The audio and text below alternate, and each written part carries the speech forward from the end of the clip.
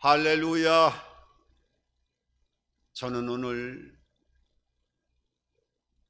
창세기 49장 22절 이하의 본문 말씀을 근거로 해서 어려운 오늘을 사는 지혜라고 하는 제목을 가지고 잠시 한번 은혜 말씀을 나누도록 하겠습니다. 오늘은 12월에 이 저물어 가는 한 해의 두 번째 주일에 우리가 주님 앞에 하나님의 말씀으로 예배 앞에 또 주님의 은혜 가운데 서게 되어졌음을 고백하지 아니할 수가 없습니다. 오늘은 특별히 아주 무거운 짐을 진 수레가 가파른 경사를 올라가는 것 같은 우리의 모습을 발견하게 되어집니다. 나라가 대내외적으로 탄핵이라고 하는 이 광풍의 바람이 불어서 온 민족 이 땅에 그야말로 휘몰아치는 한치 앞을 내다볼 수 없는 어둠에 가리워진 이런 안타까운 현실 속에서 오늘 하나님께서 인도하시는 오늘 이 예배를 통하여 다시 한번 이 나라의 민족 국정이 안정되어지고 회복되어지고 다시 한번 주님의 성령의 생기로 모든 영역에 살아 움직이는 이 나라의 민족의 모든 영역에 하나님의 생명의 빛으로 회복되어지고 운행되어지는 하나님의 손길이 나타나게 되기를 주님의 이름으로 축원드립니다.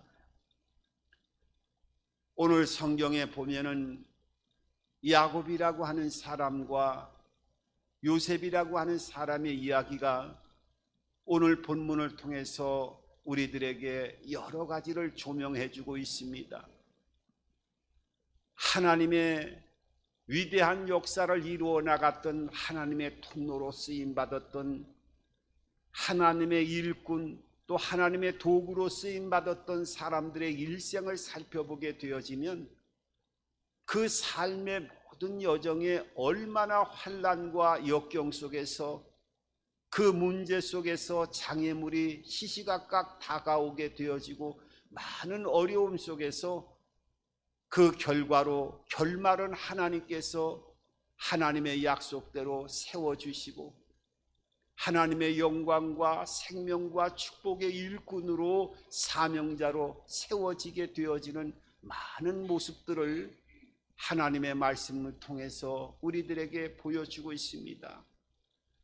오늘 창세기 49장에 야곱이라고 하는 사람의 유언과 축복을 12 자녀들에게 예언과 축복을 통해서 말씀하고 그 예언과 축복은 12 자녀들에게 그대로 성취되어지는 모습을 보게 되어지고 오늘 특별히 이 22절 이하에 있는 본문의 말씀은 그 12 아들 가운데 요셉이라고 하는 아들에게 예언되어지고 축복하는 말씀이 선포되어지면서 그 예언이 요셉의 생애를 통해서 그대로 이루어지고 성취되어지는 변함없는 하나님의 약속이 그대로 이루어지는 모습을 또한 오늘 말씀을 통해서 우리들에게 보여주고 있습니다. 요셉이라고 하는 사람은 그 이름 자체가 원래 이스라엘이라고 하는 또 다른 이름을 가지고 있습니다. 성경에 보게 되어지면 하나님의 사자와 밤새도록 씨름을 하였는데 하나님 저에게 축복을 주시지 않고는 결단코 하나님의 사자를 내가 놓을 수가 없겠습니다 하는 절대절명의 위기 가운데서 하나님의 사자를 붙들고 몸부림쳤을 때 새벽녘이 동이 트기 전에 하나님의 사자가 얼굴을 보여줄 수 없기 때문에 바로 그 야곱을 진정시키면서 환도뼈를 치고 그 결과로 인해서 환도뼈가 부러지는 큰 고통이 있었지만은 그 하나님의 사자가 야곱에게 뭐라고 이름을 지어줍니까? 이제는 야곱이라 하지 말고 이스라엘이라 해라. 이 이스라엘이라고 하는 그 이름의 뜻은 하나님과 겨루어 이기었다라고 하는 뜻을 가지고 있는데, 어떻게 사람이 하나님과 겨루어 이길 수가 있겠습니까? 이것은 우리가 일상생활에서 부모는 자식들을 어떤 상황이든지 우리가 이길 수가 없음을 알 수 있습니다. 여러분, 자식을 이기는 부모가 있습니까? 이 세상의 정상적인 부모라고 한다고 하면 이길 수가 없지요. 그렇기 때문에 그것은 그만큼 자녀를 사랑하기 때문에 표현하는 말이지요.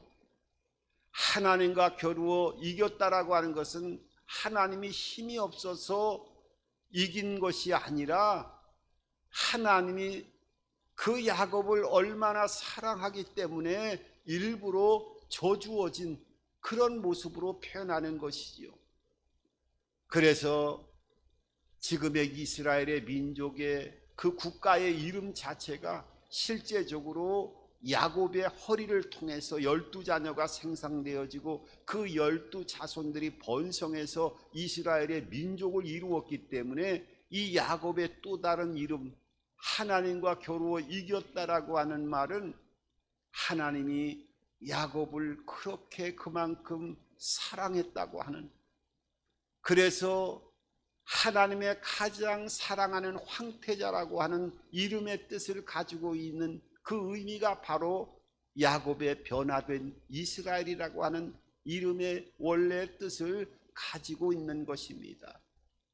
그럼 하나님이 그렇게 사랑하는 야곱의 생애를 평탄케 하시면서 아무 어려운 일도 없었나요? 아니요, 그렇지 않았습니다. 야곱이 애굽 땅에 왔을 때, 바로의 왕 앞에 섰을 때 야곱은 그렇게 고백을 합니다. 내 나이 130년 동안의 험악한 삶을 살아왔나라고 고백하고 선포해요. 하나님이 그토록 사랑해준 이스라엘이라고 하는 이름을 개명해 줄 정도의 하나님의 보호하심과 역사하심 속에 삶을 살았다고 하면 좋은 일, 기쁜 일, 기적의 문을 열어가는 시온의 대로가 펼쳐지는 일들만 그 생애 가운데 나타나야 됐음에도 불구하고 그 생애는 험악한 삶을 살아왔다고 130년을 살아온 인생의 그 마지막을 고백하고 선포하는 것을 발견하게 됩니다. 그리고 그 애굽 땅에서 17년을 더 살게 되어져서 야곱이 147세에 하나님의 부르심을 받는 것을 보게 되어져요.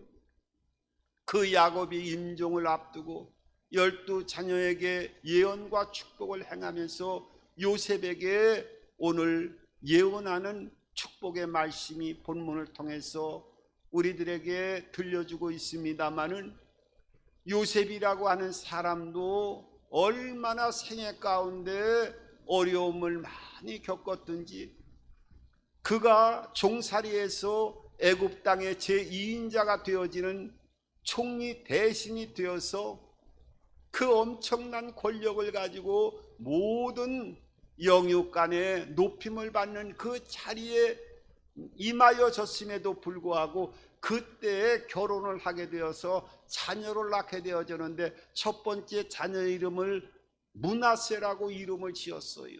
이 므낫세라고 하는 이름은요, 첫 번째 자식인 이름은 하나님이 모든 것을 잊게 하셨다, 잊어버리게 하셨다는 거예요. 요셉이 국무총리가 되면서 마음이 편해지고 모든 형통함 속에서 지나온 시간들을 뒤돌아보면은 아마 정상적인 사람 같았으면은 그 속이 구부러지고 터져서 한 시간이라도 살아갈 수 없는 마음의 불편한 삶을 지속적으로 간직하고 있었지만은, 하나님이 그 마음을 형통과 은혜 안에서 하나님이 마음을 진정시킬 수 있도록 모든 것을 잊어버리게 하셨다. 나쁜 것들을 다 마음속에서 지워주고 잊어버리게 해주시는 은혜를 첫 번째 아들의 이름을 통해서 지어주면서 이름을 부를 때마다 하나님이 나의 모든 아픔의 과거를 잊어버리게 해주셨다라고 하는 이 고백을 통해서 요셉의 삶도 얼마나 험악한 삶을 살아왔는 것인가 하는 것을 성경은 우회적으로 우리들에게 말씀하고 있습니다. 그 요셉은 예수님과 예표할 수 있는 생애를 살아왔는데 그 요셉의 생애를 오늘 이렇게 축복의 말씀을 통해서 하나님은 야곱의 입술을 통해서 예언하고 그 축복을 선포하는 것을 보게 되어졌는데 제일 먼저 무성한 가지의 복을 받았다는 거예요. 오늘 22절에 보면은 이렇게 말씀하고 있습니다. 요셉은 무성한 가지 곧 샘 곁에 무성한 가지라 그 가지가 담을 넘었도다고 말씀하고 있어요.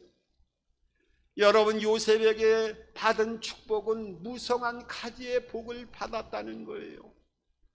무성한 가지 하면 생각나는 게 없습니까? 무성한 그 이파리가 무성하게 되어져 있는 가지라고 하면 우리가 제일 먼저 생각나는 것은 많은 결실하는 열매를 생각할 수가 있어요. 열매를 많이 맺는 복을 받았을 뿐만 아니라 이 무성한 가지를 생각한다고 하면 이 가지가 아주 넓게 멀리 뻗어나가는 이러한 모습을 우리가 생각할 수가 있습니다. 또한 무성한 가지라고 한다고 하면 그 멀리 넓게 뻗어나간 가지의 잎사귀를 통해서 많은 그늘이 되어지고 그 밑에 많은 사람들이 그 그늘을 통해서 안식을 얻게 되어지는 모습을 한번 생각해 볼 수가 있습니다. 여러분, 이 요셉은 뻗어나가는 축복, 또한 열매 맺는 축복, 많은 사람들에게 안식을 줄 수 있는 무성한 가지의 복을 하나님께서 허락하여 주신 가운데 그 축복의 근원은 어디에서 나왔다고 말씀하고 있습니까? 오늘 무성한 가지 곧 샘 곁에 무성한 가지라고 말씀하고 있어요. 이 무성한 가지는 자체로 무성한 가지가 아니라 샘 곁에 붙어있는 무성한 가지로 묶어서 말씀하고 있어요.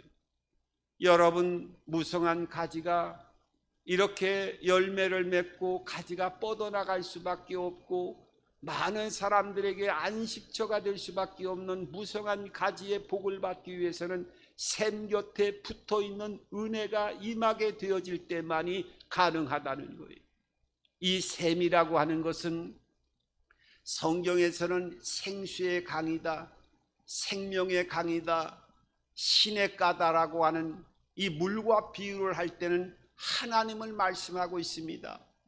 우리가 시편 1편에도 진짜 복 있는 사람이 되기 위해서는 시냇가에 심기어진 나무에 복이 되어져야 된다 하면서 이 시냇가는 하나님께 붙어있는 삶이 되어질 때 복 자체가 시작되어지고 복의 근원이 되어지는 삶을 살아가게 되어지는 복의 원천이 되어지는 하나님, 시냇가 하나님의 생명 안에 붙어있는 삶을 살아가야 된다고 말씀하고 있습니다. 그것뿐인가요? 에레미야 2장 13절을 보게 되어지면은 너희가 생수의 강이 되어지는 하나님을 버린 것과 두 가지 악을 행했는데 생수의 강인 하나님을 버린 것과 내 스스로 터질 웅덩이를 판 거라고 말씀하고 있어요. 그러니까 하나님을 너희 스스로 버린 것이 큰 악이 되어서 너희의 나라의 심판에 그 강력한 절망적인 상황이 다가오게 되어졌다고 하는 것을 에레미야 2장 13절을 통해서 말씀하고 있습니다. 그러니까 하나님께 붙어 있을 때 그 무성한 가지가 많은 이파리가 번성하며 열매를 맺어 나가고 그 나무의 고유에 뻗어나가는 그늘과 또 생명력 있는 이 나무를 통해서 많은 역사들이 나타나게 되어진다고 하는 것을 우리들에게 말씀합니다. 여러분, 그래서 그 하나님은 어떤 하나님입니까? 우리가 믿는 하나님은 단순한 하나님이 아닙니다.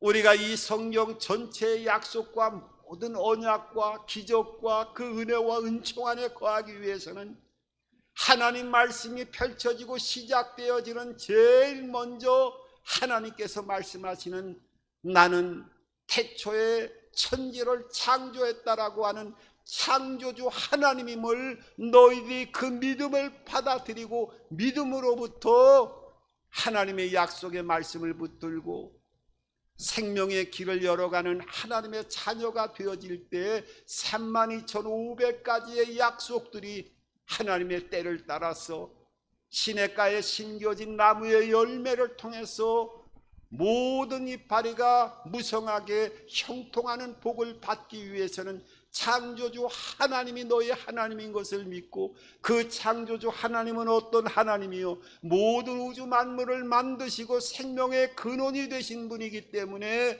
또 다른 이름으로 전능자라고 말씀합니다. 여러분, 부모는 자녀를 사랑하고 끊임없이 모든 것들을 다 해주고 싶어도 이 땅을 살아가면서도 해줄 수 없는 것들이 얼마나 많은지 몰라요. 하지만 하나님은 전능자가 되시는 모든 것을 행할 수 있는 분이기 때문에 그 하나님이 나의 하나님이 되기 때문에 우리가 복의 근원으로서의 삶을 살아갈 수 있음을 알고 때로는 어려운 문제를 만난다 할지라도 그 문제 너머의 숨결처럼 하나님께서 전능자의 모든 것을 행할 수 있는 능력으로 우리 하나님의 자녀들을 업어주시고 붙잡아주시고 함께 능력의 오른손으로 모든 두려움이 물러가게 하시고 역사하신다고 하는 것을 하나님은 우리들에게 셀 수 없이 말씀하시고 그 역사를 말씀하시는 것에 그치는 것이 아니라 역사를 통해서 보여주시고 은혜를 통해서 인도하시는 하나님의 또 다른 인도의 모습을 보여주고 있습니다. 여러분, 그 전능자 하나님은 그래서 초월자 하나님이 됩니다. 이 초월자라는 게 뭐예요? 하나님이 온 우주를 만들고 모든 것을 행할 수 있는 분이기 때문에 우리의 시간의 삶을 그 안으로 들어와서 모든 것들을 살펴볼 수 있다라고 하는 것이 초월자라고 하는 의미를 가지고 있는 거예요. 하나님은 시간과 공간을 창조하신 분이기 때문에 시간과 공간 자체를 그 안을 다 들여다보고 우리 안에 하나님의 성전으로 성령께서 내주하시면서 시간 순간 시간의 흐름 속에서 모든 것들을 지켜보시고 보호하시고 인도하시고 기도의 모든 역사대로 응답하실 수 있는 분이기 때문에 창조주가 되시고 전능자가 되시고 우리 안에 모든 것들을 숨을 쉬시는 숨결처럼 모든 것들을 행할 수 있고 살펴볼 수 있는 분이기 때문에 초월자의 모습으로 우리와 동행하고 있음을 알아야 됩니다. 여러분, 무성한 가지의 복은 이 샘 곁에 붙어있는 하나님과의 붙어있는 삶이 가장 중요하고 우선 되어져야 되고 그 진정한 의미 속에서 우리의 입술로만 고백하는 것이 아니라 삶 전체에 창조주가 되고 전능주가 되시고 초월자가 되시는 하나님과 접붙임을 받는 삶을 살아가야 되고 2024년도 이 12월에 이제 이 마지막 달의 한복판에서 한 해를 뒤돌아보며 그 하나님과 내가 샘 곁에 있는 무성한 가지처럼 붙어있는 삶을 살아온 것인가 또 살아왔는 것인가 하는 것을 점검해 볼 수 있는 저와 여러분들의 삶이 되을 뿐만 아니라 이 나라 이 민족의 모든 삶의 터전 위에도 하나님의 은혜가 덧붙여지고 샘 곁에 붙어있는 이 나라 이 민족이 되어졌는가를 뒤돌아 볼 수 있는 깨어있는 시간이 되어졌으면 하는 그런 바람입니다. 오늘 요셉이 받았던 축복은요, 샘 곁에 무성한 가지일 뿐만 아니라 오늘 그 축복이 담을 넘어갔다고 말씀하고 있어요. 오늘 22절의 중반부 이후에 뭐라고 말씀하고 있어요? 오늘 우리가 잘 유심히 한번 살펴봐야 됩니다. 22절을 보게 되어지면 무성한 가지라 그 가지가 담을 넘었도다고 말씀하고 있어요.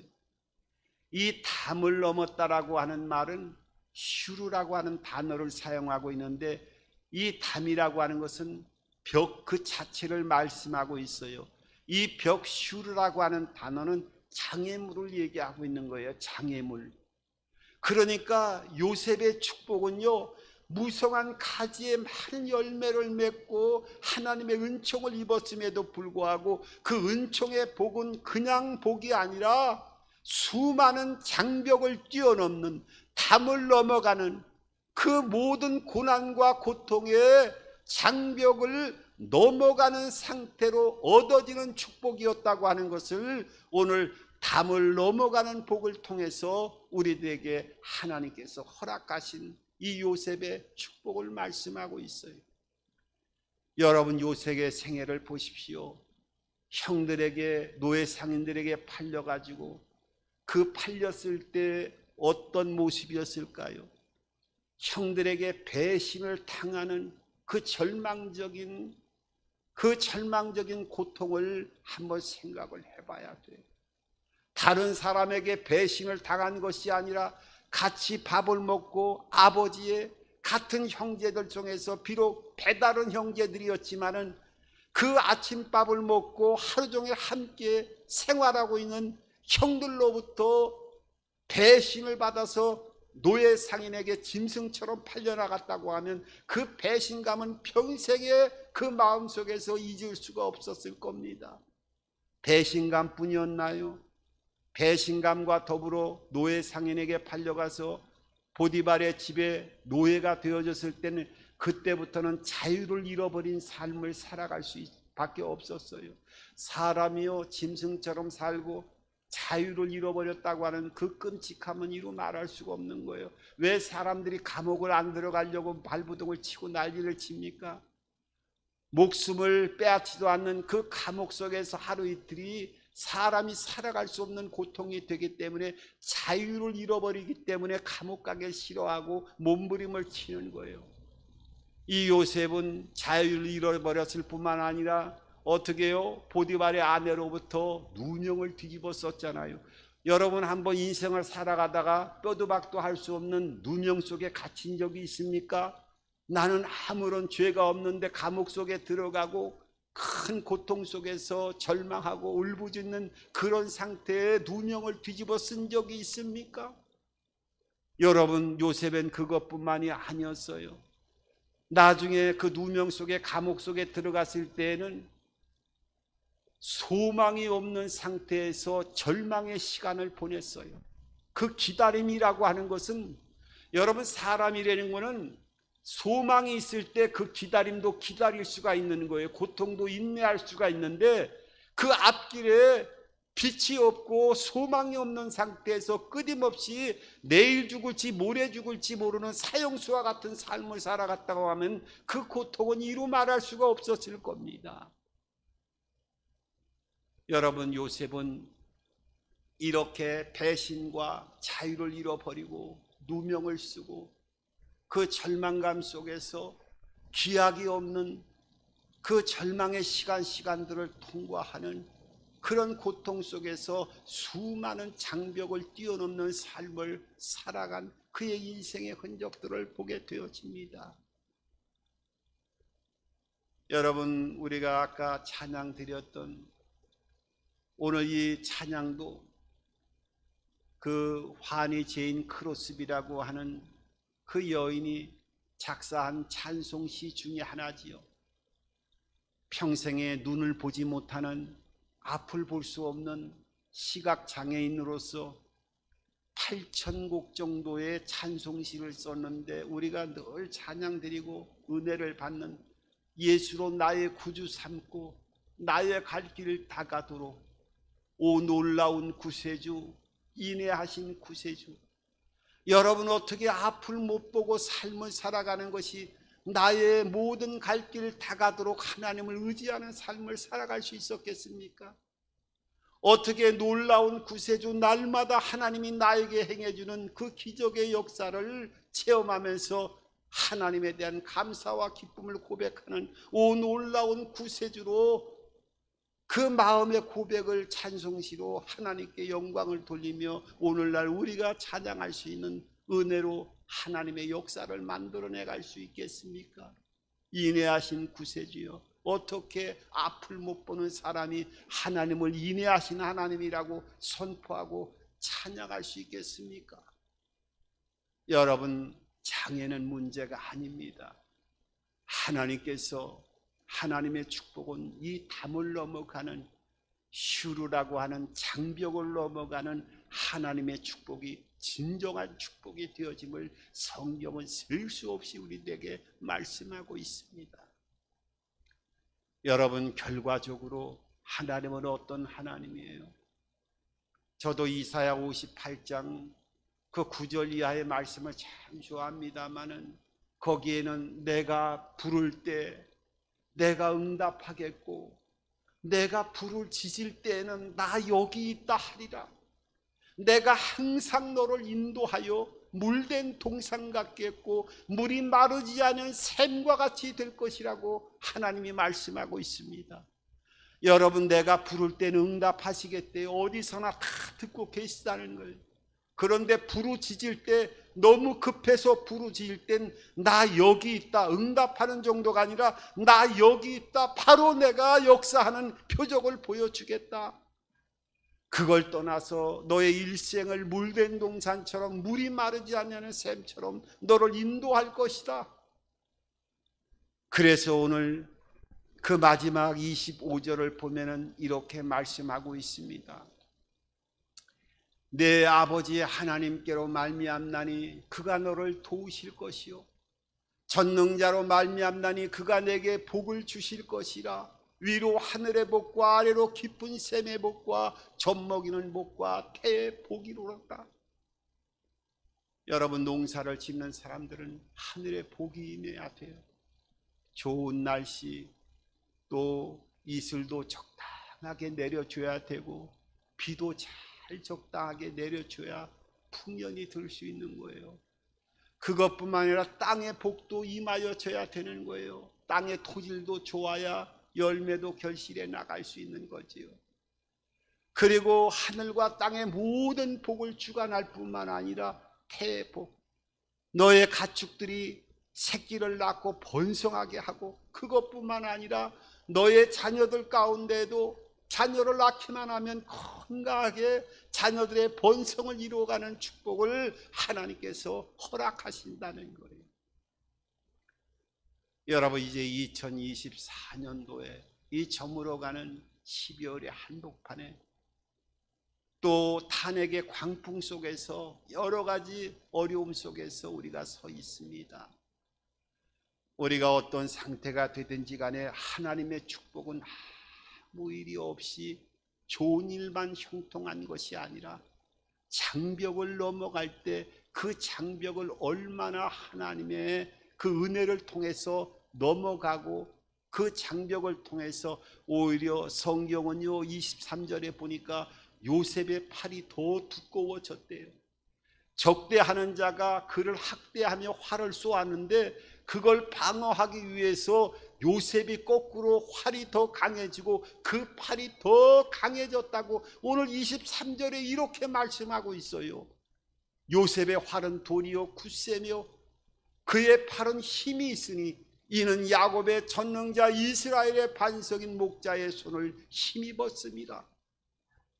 오히려 장벽을 뛰어넘고 여러 가지 어려움과 환난의 시간을 잘 통과하는 이 과정을 통해서 오히려 능력을 얻게 되어지고 오히려 근육이 생기게 되어지고 활 쏘는 팔이 더 강해지는 하나님의 능력으로 붙잡아 주시고 채워주셨다고 하는 하나님의 축복을 선포하고 있습니다.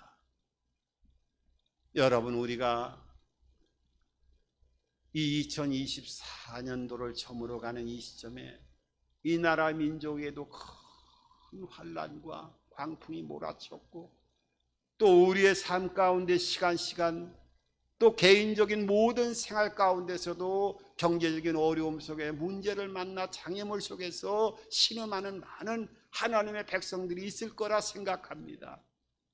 하지만 하나님께서는 이 요셉의 축복을 통해서 우리들에게 소망을 주시고 은혜를 주십니다. 걱정하지 마라. 너희에게는 반드시 이 담을 넘어가는 장벽에 많은 어려운 과정들, 장애물들이 있지만은 결국은 너희가 하나님 앞에 붙어 있기만 하면 샘 곁에 무성한 가지를 통해서 너의 생애를 결론적으로 하나님이 어떤 상황이 되든지 간에 합력해서 선을 이루게 해주시고 열매로 결실로 하나님의 축복이 내 주변을 다 안식게 하고 또 가지가 뻗어나가는 삶을 통하여 하나님의 역사하심과 풍요로움이 모든 영역을 통해서 나타내 주실 것이라고 하는 그 확신 속에서 우리가 이 2024년도를 또한 마무리하면서 다시 한번 우리의 삶을 뒤돌아보고 깨어있는 시간으로 주님의 은혜와 은총의 문을 열어갈 수 있는 저와 여러분들의 삶이 되기를 주님의 이름으로 축원합니다.